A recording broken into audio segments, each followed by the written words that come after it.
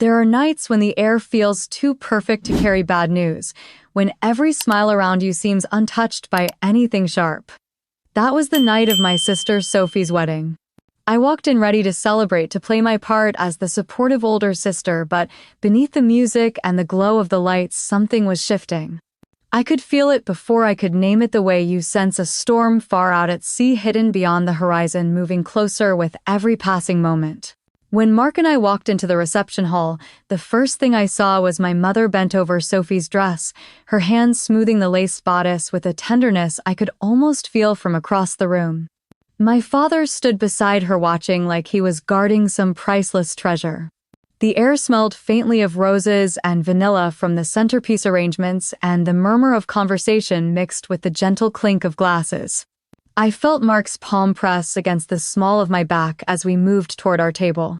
He was smiling, but I could tell his eyes were scanning the room the way mine were. Everyone seemed lit from within, especially my parents. My mother's cheeks were flushed, her hair freshly set, and she kept adjusting Sophie's veil as if the camera crews from some magazine were about to arrive. My father had that rare upright posture I had not seen since I was a child, his tie perfectly straight, shoes polished to a shine.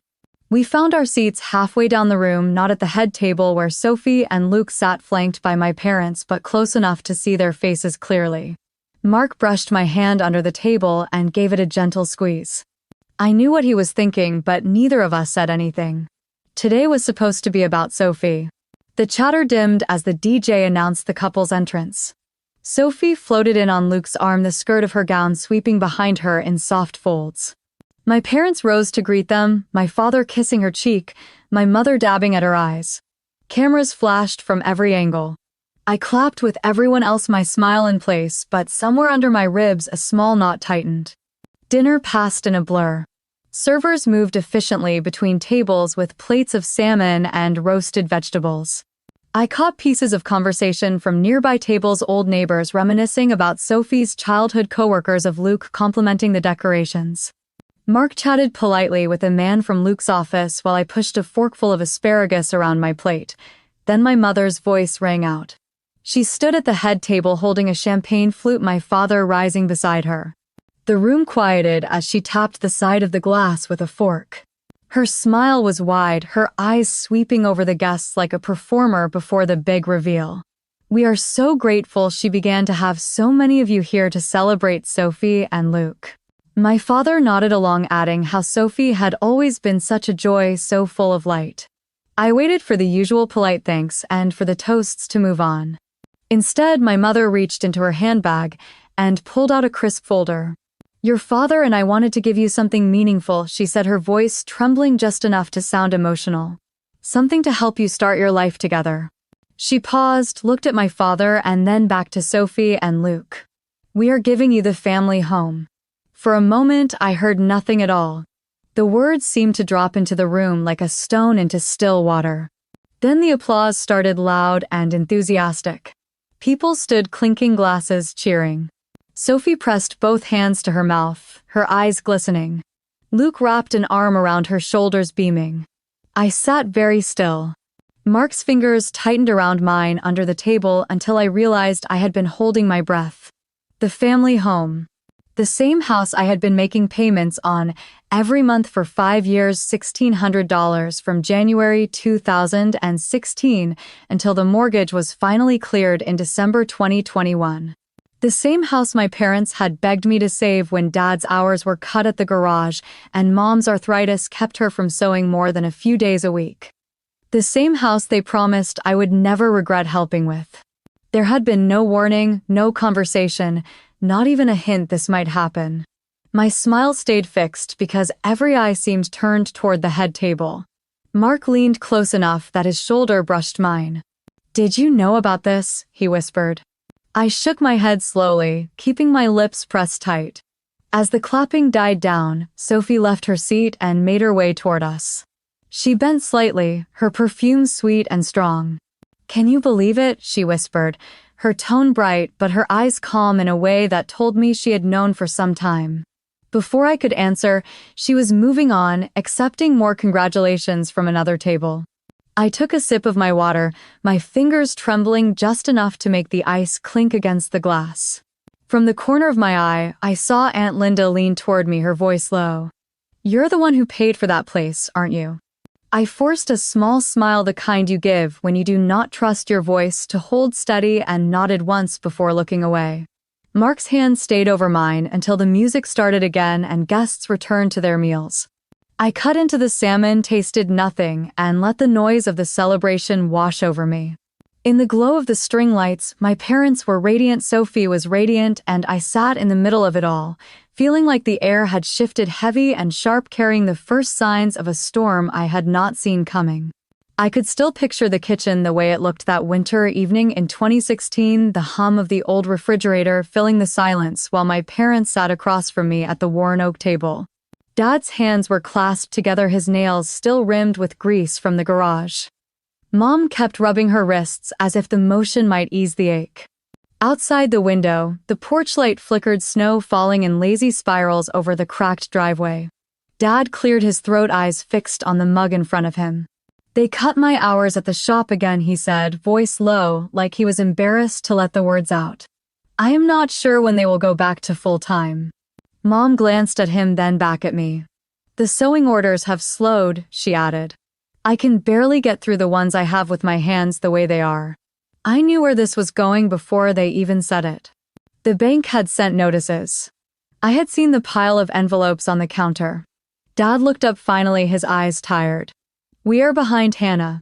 If we do not catch up soon, we could lose the house. We thought maybe you could help. Just for a while. Until things get better." There was no talk of contracts or formal agreements. No mention of interest or repayment plans. Only the unspoken truth that this was the home I had grown up in, the place where I had taken my first steps and painted my bedroom walls a stubborn shade of teal at 16. I had been working full-time at the marketing firm for almost 4 years, then saving for a condo of my own. I thought of that savings account, the number I had been watching grow, and felt it shrink in my mind. I nodded slowly. "I can do it." Mom's shoulders dropped in relief. "Thank you, honey," she said. Dad managed a small smile. "We will make it up to you, I promise." I believed him. The first payment came out of my account the following week. $1,600 wired directly to the mortgage company. I remember staring at the confirmation email, the line that said "payment received," and feeling a knot in my stomach. I told myself it was just for a few months. Months turned into years. Every first of the month, I sent the payment, sometimes more when property taxes came due or the water heater needed replacing. I skipped vacations, drove my 10-year-old Civic until the paint peeled from the hood, said no to dinners out when friends asked. My apartment was a one-bedroom in a building that smelled faintly of mildew in the summer, but it was cheap and close to work. I told myself it was fine, it was temporary. I can still see the stack of bank statements on my desk, each one with that line item circled in red pen. Payment to mortgage company. I kept every receipt, every transfer confirmation, partly out of habit, partly because some quiet part of me feared I might need proof someday. There were small moments of gratitude then. Like the day Mom called after a payment cleared and said, "If it were not for you, we would have lost this place by now."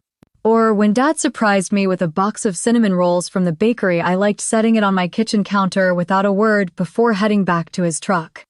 Those moments mattered enough to quiet the voice in my head that sometimes wondered how long this would go on. In December 2021, I sent the final payment. The mortgage was cleared. I remember calling Dad to tell him. He laughed a short sound of disbelief, then said, "Guess we can all breathe easier now." I thought maybe there would be some kind of acknowledgement, maybe even a family dinner to mark the milestone. Instead, life went on. The next time I visited Mom was repainting the living room, talking about hosting Sophie's engagement party there. Looking back now, I realize I never once asked for anything in writing. I never insisted on boundaries or timelines. I trusted that the unspoken promise between us would be enough. That when they were back on their feet, we would talk about what came next. I did not imagine that the next big conversation about that house would happen in front of 200 people under the glow of fairy lights. The music from the reception was still faintly ringing in my ears as I sat there, fork resting on my plate. Mark glanced at me, his brow furrowed, but he didn't push. Across the room, my parents were laughing with Sophie and Luke raising their glasses for a photo. The photographer caught them mid-toast, their faces open and joyful. I thought about all those years, the cold mornings driving to work before sunrise, the extra projects I took on to cover the payments, the quiet dinners alone in my apartment because I couldn't afford to go out. And now the house was theirs to give away, like my part in saving it had been just a footnote. The applause from another toast rippled through the room, pulling me back to the present. I took a sip of water and let it settle in my chest. There was nothing to say here, not tonight. But deep down, something in me shifted, the kind of shift you feel when a door you thought was open swings quietly shut. The band started a slow song and couples made their way onto the dance floor. The soft hum of conversation mixed with the clink of forks on dessert plates. Mark was halfway through his coffee when he leaned toward me and asked if I wanted another. I shook my head, still feeling the weight of what I had just heard announced from the head table. He kissed my temple lightly before standing, and I watched him disappear into the line forming near the bar. That was when Sophie appeared at my side. She had slipped away from her circle of friends, her gown bunched in one hand to keep it from dragging. The overhead lights caught the beads along the bodice, scattering little sparks of light across her skin. She leaned close, so close I could smell the floral sweetness of her perfume over the faint scent of champagne. "You think it's perfect, don't you?" she said, her voice quiet but edged with something that didn't match her smile. It was not a question. It was a challenge, the kind that dares you to deny what she already believes. Her eyes held mine just long enough for me to understand. She had known for weeks, maybe months, that the house was going to be hers. I forced my lips into a small smile, the kind that gave nothing away. Before I could answer, she straightened and moved on, twirling a little as she joined another group of guests who were waiting to congratulate her again. Her laughter floated back to me, high and easy. Mark returned with his coffee, setting it down in front of him and glancing in Sophie's direction. "What did she say?" he asked, his tone casual but his eyes searching mine. "Nothing that matters," I said, wrapping both hands around my glass of water. The condensation was cool against my palms. I took a sip just to have something to do, my gaze fixed on a spot in the middle distance. We sat through another round of toasts, though I barely registered the words. Luke's uncle told a story about their college days, drawing polite laughs. Someone clinked a glass for the couple to kiss, and I joined in the applause without thinking. My parents were still glowing, their hands resting on Sophie's shoulders like they were anchoring her to the moment. When the music picked up again, we decided it was time to leave. We made our way to the head table, weaving through clusters of guests. Sophie hugged me, careful not to crush the delicate flowers pinned in her hair. Luke shook Mark's hand, smiling warmly. My parents were busy talking to neighbors from the old block, so we just waved as we stepped away. They waved back, distracted, and I felt a small pang at how easy it was for them to let us go. Outside, the night air was cool and smelled faintly of wet pavement. The parking lot was strung with white lights, their reflection shimmering on the hoods of the cars. We walked in silence until we reached ours. Once we were inside, Mark started the engine but didn't shift into gear right away. "You want to stop by their place tonight?" he asked. "We could talk to them while it's fresh." I stared out the windshield at the line of taillights leaving the lot. "Not tonight," I said. "It's their night. I don't want to be the one who makes it ugly." He eased the car onto the road, the tires hissing over damp asphalt. "They already made it ugly, Hannah. The way they did that in front of everyone." His voice was steady but tight. "I know," I said, softer than I meant to. "I need to think." Streetlights slid across the dashboard in slow intervals, each one throwing his profile into brief relief before we were back in shadow. At a long red light, he reached over and took my hand. His thumb moved once across my skin, deliberate and sure. "I'm not letting this go," he said, the words slow and unshakable. I turned to meet his eyes and nodded. "I know you won't." We passed familiar blocks of closed shops and darkened houses, the kind of streets that felt both comforting and empty at night. My mind kept looping back to Sophie's face, leaning toward mine, the slight tilt of her head, the satisfaction she didn't bother hiding. She had known all along and hadn't thought to say a word to me. Or maybe she had thought about it and decided she liked the idea of surprising me with everyone else. By the time we pulled into our driveway, my thoughts had started to harden, shaping themselves into something I wasn't ready to name. I carried my purse inside, dropped my keys in the ceramic dish by the door, and kicked off my shoes. Mark hung his jacket by the entryway and went into the kitchen, the sound of cabinets opening and closing, carrying into the living room. Upstairs, I unzipped my dress and hung it on the hook behind the bedroom door. The faint scent of Sophie's perfume clung to the fabric from when she had hugged me. I washed my face, watching the black streaks of mascara swirl in the sink until the water ran clear. In the mirror, my expression was still calm, but my eyes looked sharper somehow, like they were cataloging details for later. When I came back down, Mark was pouring himself a glass of water. He asked if I wanted one, and I shook my head. We moved through the familiar rhythm of locking up the house, turning off lights, setting our phones on the nightstand. The rain had started again, tapping lightly against the windows. I lay in bed listening to the soft patter above us. Mark settled beside me, his breathing even. The house felt wrapped in stillness, the kind that settles in just before something changes. I stared at the ceiling until my eyes adjusted to the dark, my mind tracing the path from that kitchen table in 2016 to the head table tonight. Somewhere in between, the balance had shifted, and now I was left with the uneasy knowledge that it might never shift back. A few weeks later, my phone lit up with my mother's name. It was a Tuesday evening, and I was standing at the kitchen counter slicing vegetables for dinner. I almost let it go to voicemail, but something in me still answered out of habit. Her voice was warm, almost cheerful, as if the wedding had wiped away any strain. "Sophie and Luke are back from their honeymoon," she said. "We're having a little dinner here Saturday night. Just family. You and Mark should come." I told her we would.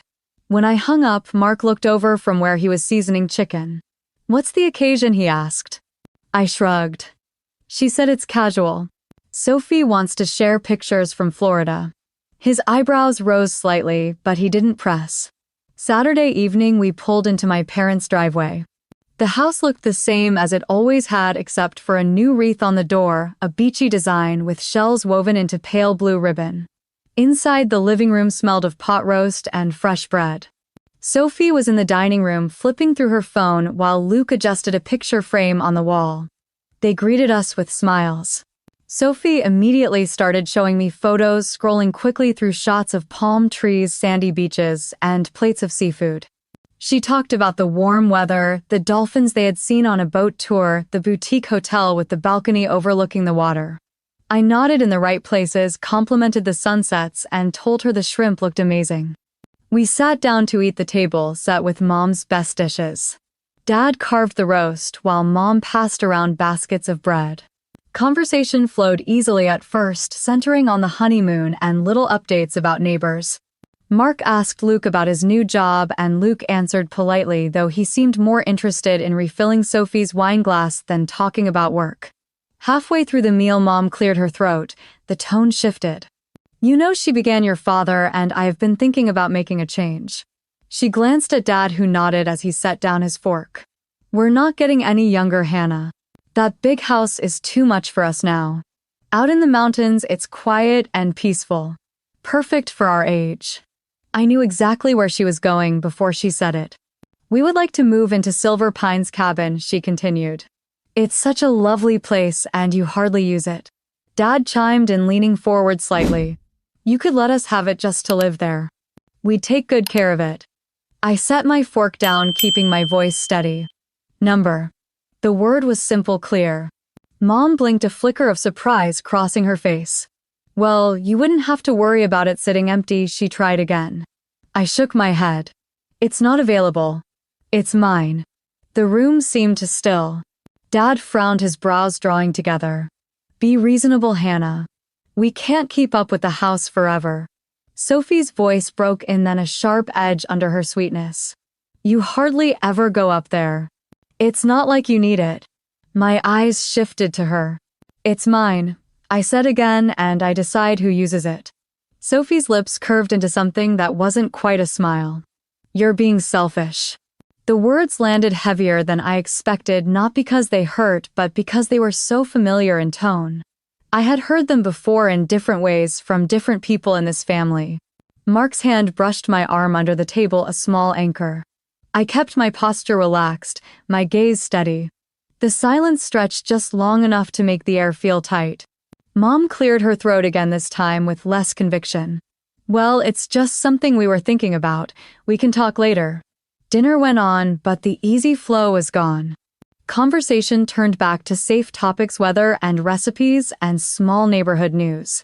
I answered politely when spoken to, but didn't offer much. My appetite had faded. Mark filled the empty space by asking Luke about some fishing spot in Florida, and Luke took the bait, talking for a few minutes, while Sophie scrolled through her phone. When dessert came, slices of apple pie with melting scoops of vanilla ice cream, I thanked Mom for the meal. It was easier to be polite than to pick a fight in front of everyone. As soon as it was reasonable, Mark and I stood to leave. Sophie hugged me with the kind of politeness that keeps bodies from touching too much, and Luke gave a quick handshake. Dad walked us to the door, his expression neutral, but I caught the slight shake of his head as if I had disappointed him. Outside, the evening air was cooler than I expected. We walked to the car without speaking, the crunch of gravel under our shoes the only sound. Once inside, Mark started the engine, but didn't put it in gear right away. "You did fine," he said finally. I looked out at the street where the lamplight pooled on the pavement. I didn't feel fine. I felt the start of something harder settling in. We drove away from my parents' house, the yellow porch light fading in the rearview mirror. The road was quiet, the kind of stillness that makes you notice every sound inside the car. Mark kept his eyes on the road, his jaw set in that way it gets when he is thinking through something he knows will turn into a conversation later. I leaned my head against the window and watched the streetlights blur past their reflections stretching across the hood. The motion of the car pulled me into an older memory, one I had not thought about in a long time. It was 2016, a cold Sunday afternoon. I had been sitting at that same kitchen table when my parents told me about falling behind on the mortgage. I remembered my father's voice, low but insistent, and my mother's quiet nods between his sentences. Toward the end of the conversation, after I had already said yes to helping, Mom had looked at me with an almost relieved smile. "One day this house will be yours." She had said it as if it were a certainty, as if my sacrifice was part of some inevitable plan. Back then, I had believed her. The drive home from dinner felt longer than usual. Neither of us turned on the radio. When we pulled into our driveway, the motion sensor light washed over the hood of the car. Inside, I dropped my bag by the couch and went to change into something comfortable. Mark was in the kitchen filling a glass of water when I came back down.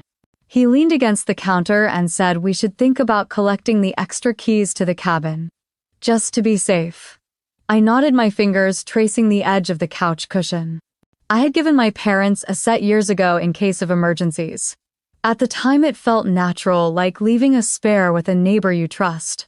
Now, after what had been said at the table tonight, it felt like a loose thread I should have pulled back in a long time ago. I told Mark I would take care of it. Later that night, while he was upstairs getting ready for bed, my phone buzzed on the coffee table. It was a text from Maggie, one of my coworkers at Northwest Living Interiors. She's the type who notices everything, and when her messages come late in the evening, it is usually something worth looking at. The preview on the screen showed a link to Craigslist with no explanation. I opened it. The page loaded slowly, the white screen giving way to a bold headline that made my stomach tighten. Mountain cabin, for sale, private listing. The first photo was of a porch I knew better than my own living room, the pine railing just slightly warped from years of snow and sun. The stone path, the green-trimmed windows, even the carved welcome sign I had hung the summer after buying it. All of it unmistakable. My Silver Pines cabin. I scrolled down, scanning the description. 2 bedrooms, 1 bath, modern kitchen, new roofing in 2020. The asking price sat in black type, and under it was a contact email. It was not my parents' names, but it was close enough. A cousin on my mother's side who I had not spoken to in years. The same cousin who sometimes did odd jobs for my dad when he needed extra help. My pulse picked up. I checked the photos again as if I could be wrong. But there was no mistake. The kitchen photo showed the blue ceramic canisters I kept on the counter, the ones Mark's sister had given us for Christmas.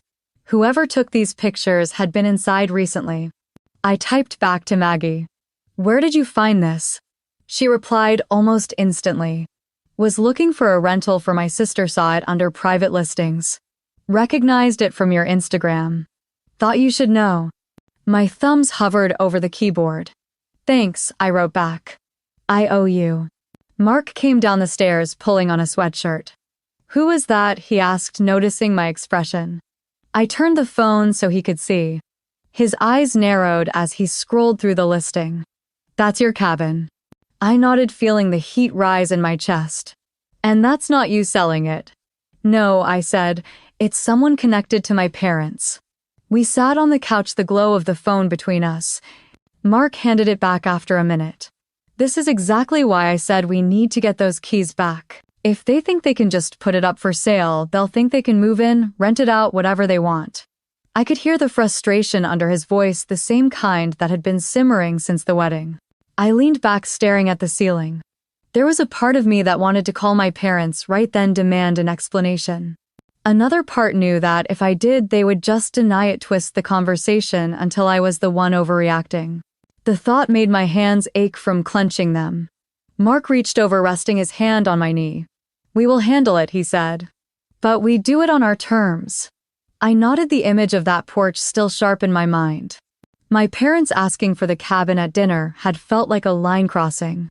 Seeing it listed for sale without my knowledge felt like the start of something else entirely. The next morning, I woke before the alarm, the faint light through the curtains turning the room a pale gray.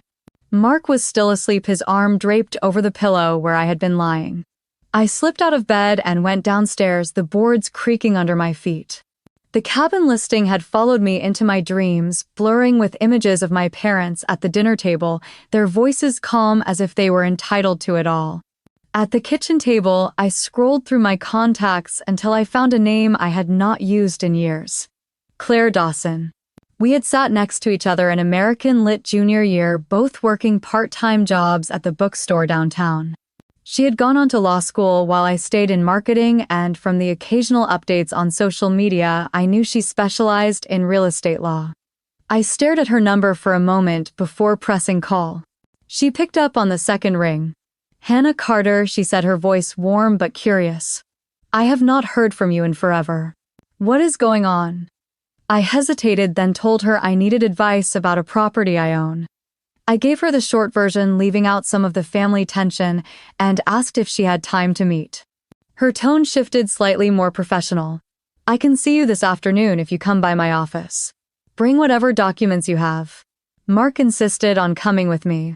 We drove downtown, the late morning sun glinting off the courthouse steps as we passed. Claire's office was on the second floor of a restored brick building, her name in gold lettering on the glass door. She met us in the lobby, looking almost exactly as I remembered, though her hair was shorter now and she carried herself with the easy confidence of someone used to being listened to. We settled into her office, the scent of fresh coffee in the air. I slid the folder across the desk. Inside were the cabin's deed, the mortgage payoff statement from last year, and a few utility bills with my name. Claire flipped through each page carefully, her expression unreadable. When she looked up, her voice was steady. "Hannah, this cabin is yours. The deed is in your name only. Your parents have no legal claim to sell it or occupy it without your permission." I felt my shoulders loosen slightly, the tension easing just enough to breathe. Then she tapped the folder. "That said, possession is 9/10 of the law. If they have keys, if they enter the property and change the locks, you will have a mess on your hands. My advice is to change the locks immediately, retrieve any copies of the keys you can, and make it clear in writing that no one is authorized to enter without your consent." Mark leaned forward. "What about preventing them from trying this again?" Claire considered. "You could execute a limited power of attorney naming someone you trust, maybe even me to manage the property if you are unavailable. That way, if they attempt anything while you are out of town, your representative can act on your behalf immediately." I nodded slowly, the practical part of me already ticking through the steps. Claire took a sip of coffee and then asked the question that made my pulse hitch.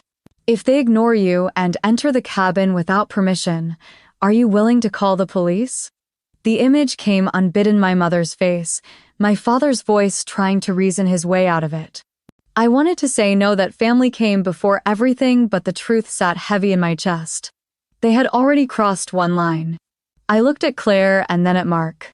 He was watching me, waiting. Yes, I said finally. If it comes to that, I will. Claire nodded once, not with satisfaction, but with the acknowledgement of someone who knows a client just made a hard decision. Then let's start with the basics.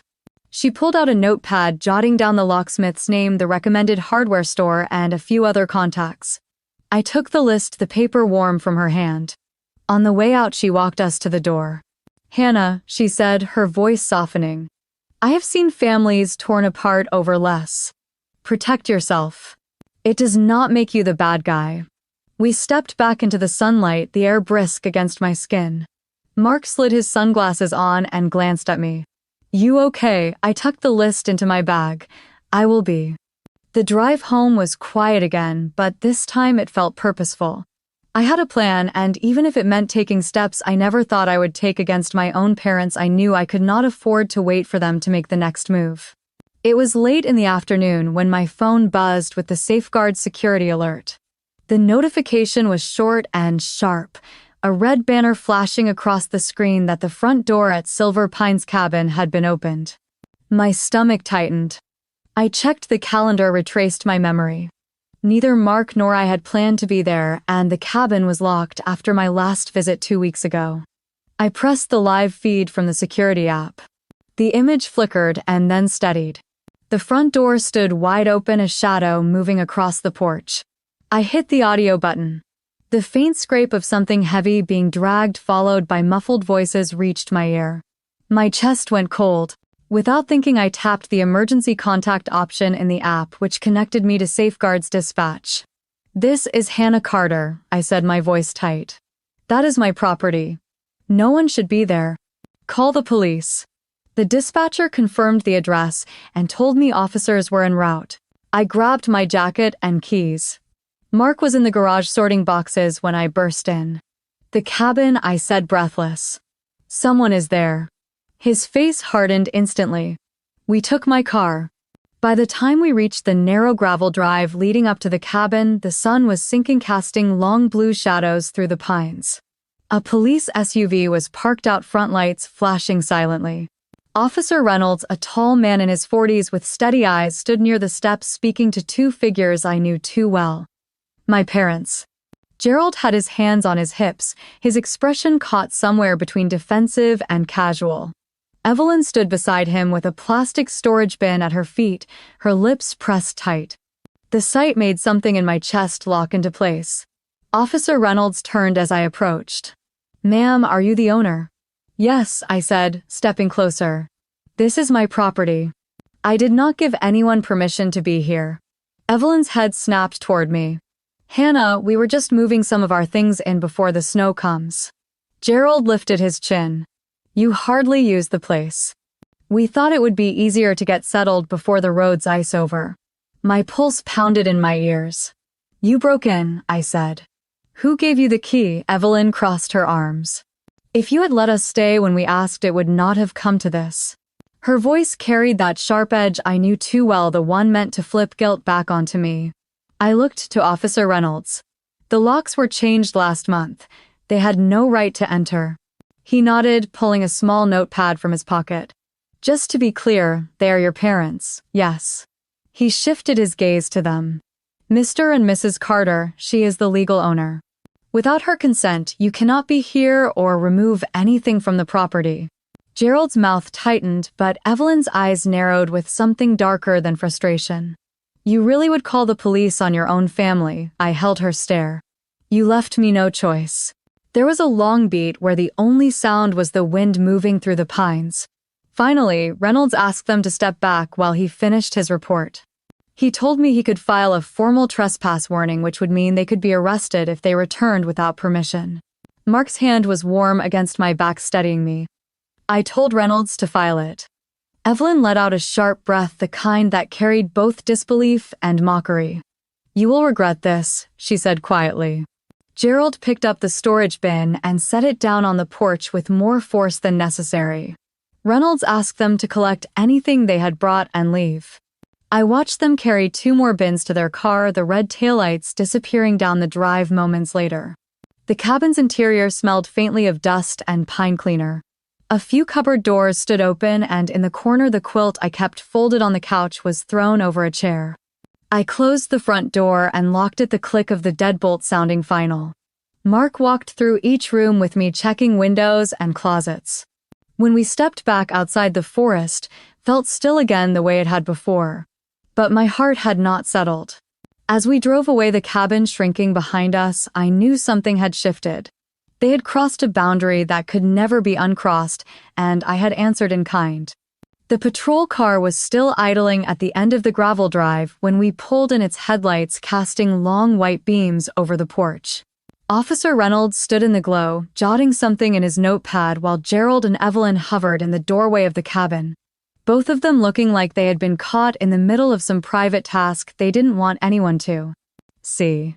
Evelyn's arms were folded tight across her chest, and Gerald's hands were shoved deep into the pockets of his jacket, shoulders hunched as if bracing against more than the November chill.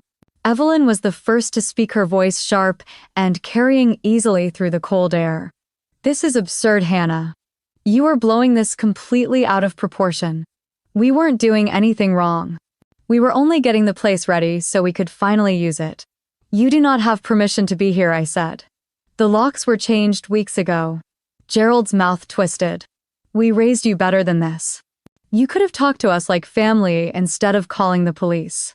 Officer Reynolds stepped closer, glancing between us. "Ma'am, just to confirm, they are not authorized to enter or remain on the property." "Correct," I said, my voice steady. "This cabin is mine. They have no right to be here." Gerald muttered something under his breath, but Evelyn pressed on. "You barely come here, Hannah. It's selfish to let it sit empty when we could be enjoying it." "It's not selfish to protect what I own," I told her. Reynolds' expression didn't change, but he asked the question I knew was coming. "Do you want to press charges?" The words felt heavier than the air between us. My parents stared at me, their eyes full of disbelief, but there was no trace of shame. I thought of the years of mortgage payments, the nights spent moving numbers around just to cover what they couldn't.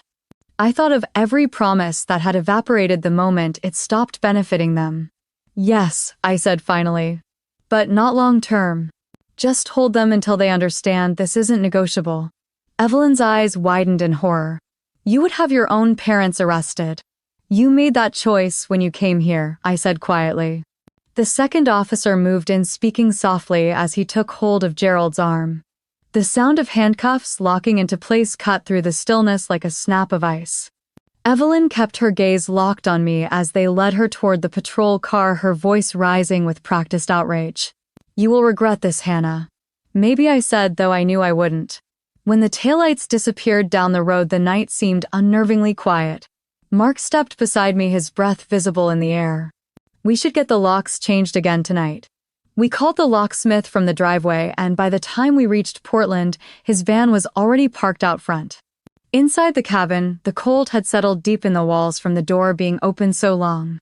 The locksmith worked quickly, the hum of his drill and the metallic scrape of new hardware echoing through the stillness. When he handed me the new keys, I slid them into my pocket without ceremony. The weight of them was small, but the shift they represented was not. Mark and I walked through each room, gathering the boxes and bags my parents had carried in. They looked strange here, as if they belonged to some other life entirely. The next morning, I drove to a storage facility on the edge of town. The unit was clean and brightly lit, the air smelling faintly of concrete and cardboard. I stacked their belongings inside, neat and methodical, making sure every bin was sealed and labeled. After locking the unit, I stood there for a moment, my breath clouding in the air. Then I took a photo of the open door, their things lined up like evidence. Back at home, I typed out a message to Sophie. "Here are their things. Paid through the end of the month." I added the address, the unit number, and the entry code before hitting send. It didn't take long for the read receipt to pop up. No reply followed. I wasn't sure if she was ignoring me or weighing her next move, but I didn't care. That night, Mark and I ate dinner in near silence, not from tension but from the kind of exhaustion that seeps in after a day of drawing lines you can't erase. Outside rain began to fall, first in soft streaks, then harder drumming against the windows. I sat at the kitchen table staring at the condensation sliding down the glass and thought about how quickly things had escalated. What started as a quiet refusal at a dinner table had turned into flashing lights in the driveway and the sound of handcuffs clicking shut. And yet, in the steady rhythm of the rain, I felt something like calm settle in. I had acted, not reacted. I had defended what was mine. In that moment, I realized there was no way back to the family we had once pretended to be. And for the first time, I didn't want there to be. 2 days later, my phone buzzed before I had even poured my first cup of coffee. It was a text from Maggie with a screenshot attached. At the top was my mother's profile picture, her arm looped through Gerald's, both smiling on a park bench. Below it was a post written in her clipped dramatic style, the kind she used when she wanted to paint herself as the victim. Our own daughter had us removed from a family cabin like we were criminals. After all we've done for her, she has turned her back on her parents. I scrolled further. Hundreds of reactions.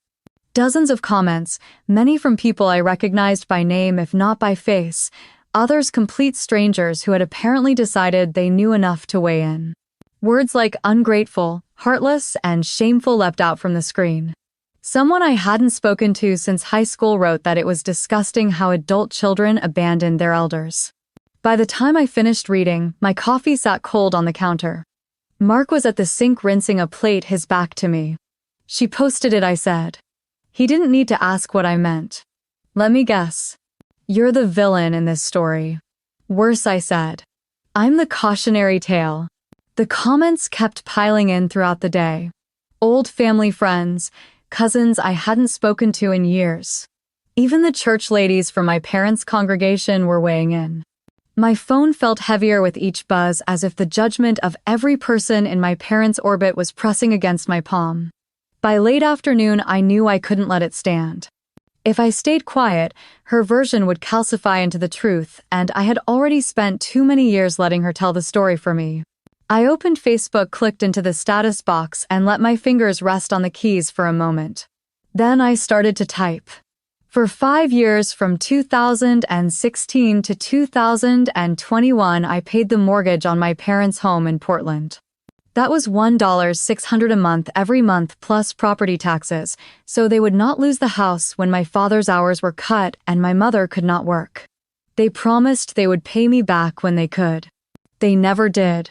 I wrote about sitting in the reception hall at Sophie's wedding when my parents announced they were giving that same house to her as a wedding gift. I described the dinner a few weeks later when they asked to take over my cabin in Silver Pines, the cabin I bought and maintained myself. Then I wrote about the day I got a security alert, drove up to find them moving their belongings inside, and had to call the police to have them removed. I included no insults, no dramatics, just the facts as they happened. I ended it simply. Family is important, but so are boundaries. I will not apologize for protecting what is mine. I read it twice, my heart thudding in my ears, then hit post. It took less than an hour for the tide to shift. The angry comments slowed, then stopped. Under my post, people began asking questions. Is this true? Did they really give Sophie the house? A cousin from my father's side messaged me privately to say she had no idea I'd been paying the mortgage. "I am so sorry," she wrote. "If I had known, I never would have believed what your mom wrote." The most unexpected message came from Robert Flynn, a man who had worked with my father for 20 years at the manufacturing plant. He commented publicly saying he remembered the layoffs in 2016 and how my father had mentioned Hannah is keeping the roof over our heads right now. He wrote that my parents were lucky to have had my help and that anyone judging me without knowing the full story should think twice. Mark read over my shoulder and gave a low whistle. That's going to sting. By evening, my mother's original post had disappeared from her profile. She didn't message me, didn't comment on my status, but I could feel her simmering from miles away. Sophie stayed silent, though I noticed she removed me from her friends list. Later that night, as I sat on the couch scrolling through the remaining responses, I realized my chest felt lighter than it had in weeks. The truth was out there now in my own words, and no amount of her spin could erase it. Mark came in from the kitchen with 2 mugs of tea and set one in front of me. "That went better than I expected," he said. "It went exactly how I needed it to," I replied. Outside, the rain had stopped leaving the streetlights reflected in small silver pools along the curb. I sipped the tea warm and steady in my hands and thought about how quickly the current can change when you stop trying to swim quietly and start steering for yourself.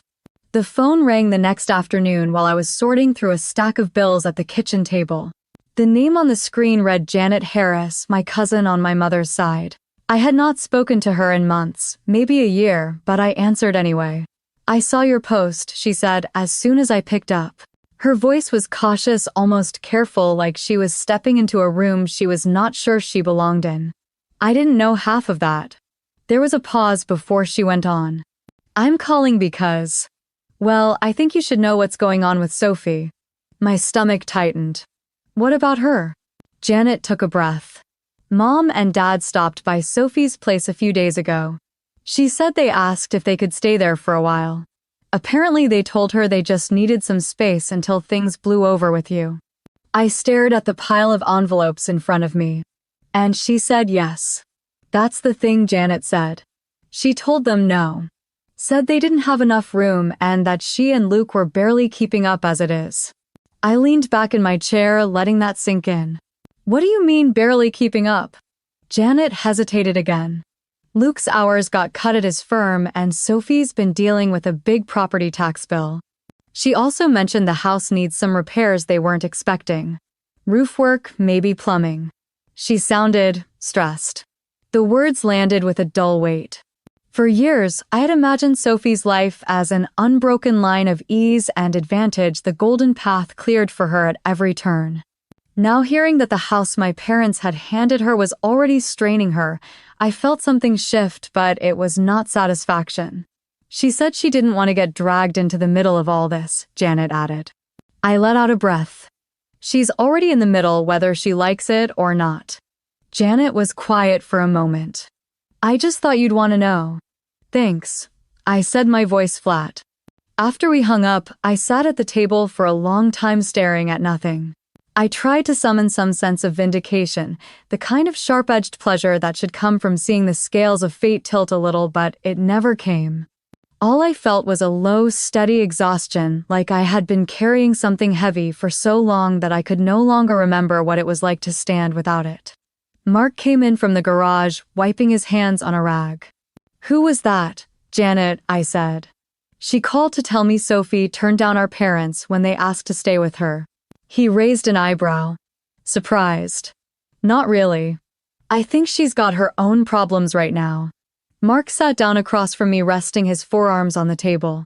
"And how does that make you feel?" I almost laughed because the question sounded like something from a therapist's office. "Honestly, just tired." We sat there for a while, the hum of the refrigerator filling the quiet. I realized that somewhere along the line, I had stopped expecting fairness from my family. I had stopped expecting reciprocity or even acknowledgement. What Janet told me did not feel like a win. It felt like the final scrap of an old illusion crumbling away. That night, I went for a walk around the neighborhood. The air was cool and sharp, the kind that makes every breath feel cleaner. Lights glowed in the windows of the houses. I passed little pockets of warmth I could see but not enter. I thought about Sophie and her new house sitting under a roof she could barely afford to keep over her head. I thought about my parents drifting between plans now that both of their daughters had drawn lines they could not cross. By the time I reached my own front porch, I knew there was no undoing any of it. The story had moved past the point where anyone could go back to the beginning and rewrite it. The best I could do was keep turning the pages one after another until I reached the end. The voicemail came in just after noon the next day while I was loading the dishwasher. I almost ignored it, assuming it was another scam call, but the screen lit up with my mother's name. I pressed play and stood still as her voice filled the kitchen. "We need to talk, Hannah. We know we've made mistakes. We shouldn't have let things get this far. Please call me back." Her tone was softer than it had been in months, almost tentative, as if she was speaking to someone she was afraid might hang up. There was a long pause at the end, the faint sound of her breathing before the line went dead. I set the phone on the counter and braced my hands against the cool granite.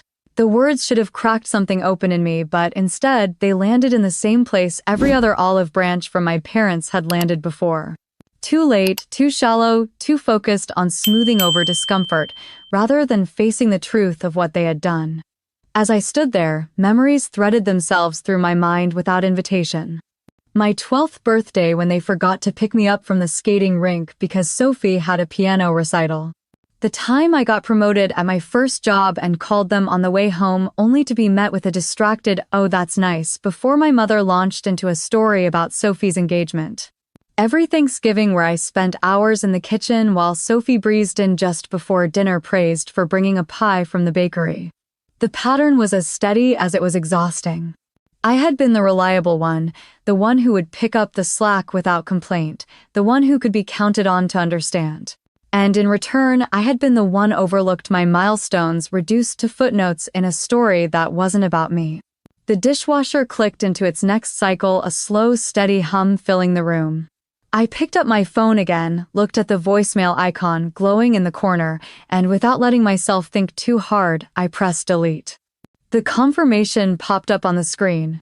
I tapped yes. When Mark came home that evening, I was on the couch with a book I hadn't managed to read past the first page. He noticed the untouched tea on the coffee table before sitting down next to me. "You look like you've been somewhere else all day." "I got a voicemail from my mom," I said. "She wants to talk. Said they know they made mistakes." He studied my face for a moment. "And do you want to talk to her?" I shook my head. "Not right now. Maybe not for a long time." He nodded slowly. "Are you going to block them?" "For now, yes. I need space, and I don't want to keep flinching every time the phone rings." Mark leaned back, one arm stretched along the back of the couch. "Do you think you'll ever forgive them?" I let the question hang in the air. The word forgive had always felt too simple for something as layered and jagged as this. "Maybe," I said finally. "But if I do, it won't be for them. It will be for me." We sat in silence, the weight of the words settling between us. I felt the faintest shift inside, not toward reconciliation, but toward a kind of acceptance that was my own, separate from whatever they might want or hope for. Later that night, after Mark had gone to bed, I scrolled through old photos on my phone.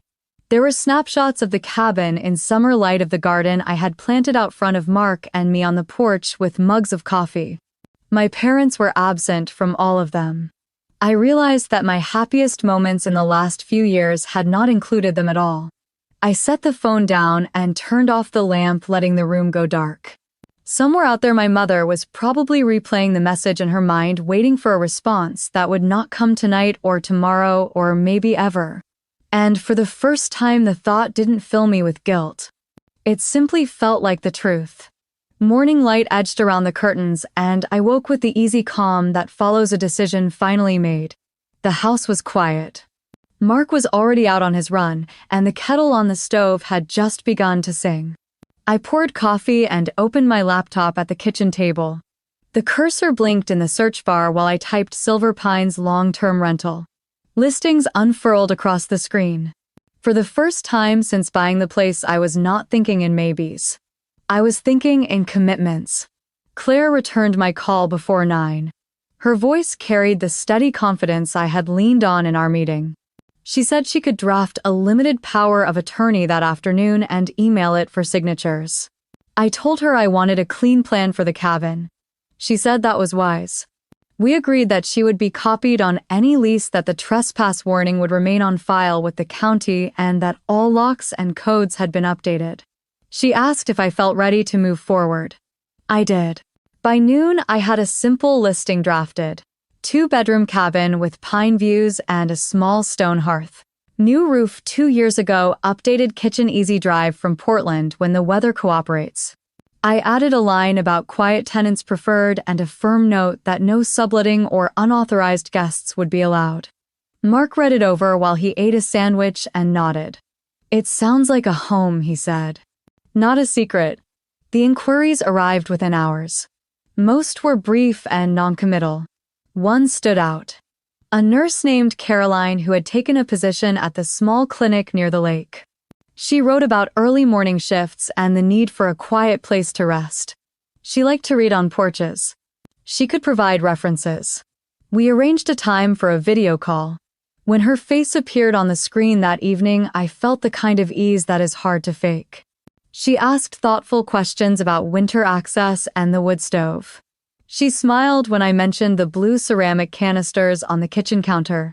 I told her they would stay. 2 days later, Caroline toured the cabin with the property manager I hired for first showings. She sent me a message after. The morning light in the living room felt kind. She hoped I would consider her application. Claire reviewed the draft lease, added 2 clauses, and sent it back. I took a deep breath and signed. When Caroline returned her signature, something in my chest loosened like a knot finally undone.